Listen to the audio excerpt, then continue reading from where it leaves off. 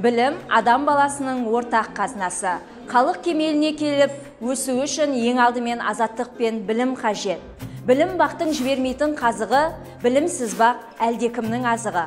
Армысыздар.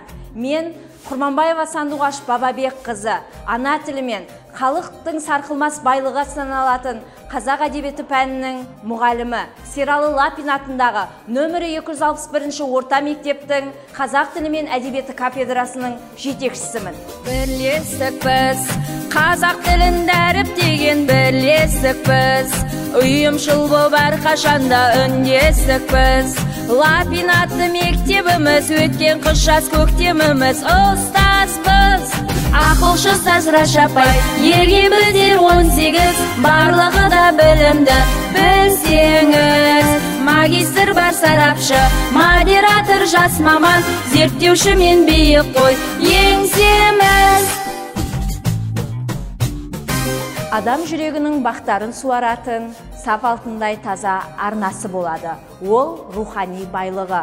Сол байлықты қалыптастыратын үш асыл бар. Ұлы Абай ақын атамыз айтқандай, үш-ақ нәрсе адамның қасиеті, ыстық қайрат, нұрлы ақыл, жылы жүрек. Ақыл қайрат жүректі бірдей ұста, сонда толық боласын елден ерек. Осы үш асылды тең ұстау біздің ұстаздарымыздың басты ұстанымы.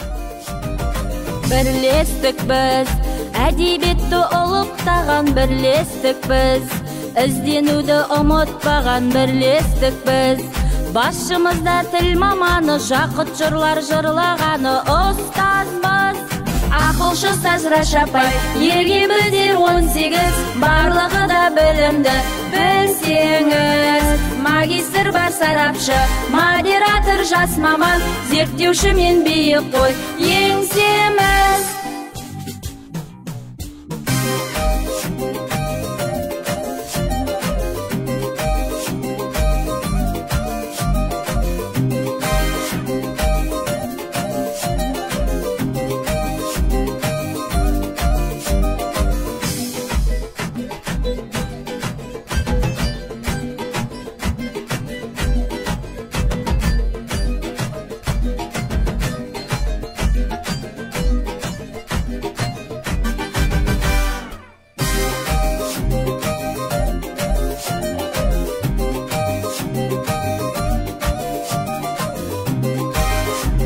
Біз үшін ортақ тағдыр, біздің алтын ұя лайықты әрі жас мектебіміз. Біз өз ұжымымыздың игілігі жолында ұлы мақсаттарды алға қоямыз. Бар ізгілік тек білімнен алынар, білімменен аспанға жол салынар.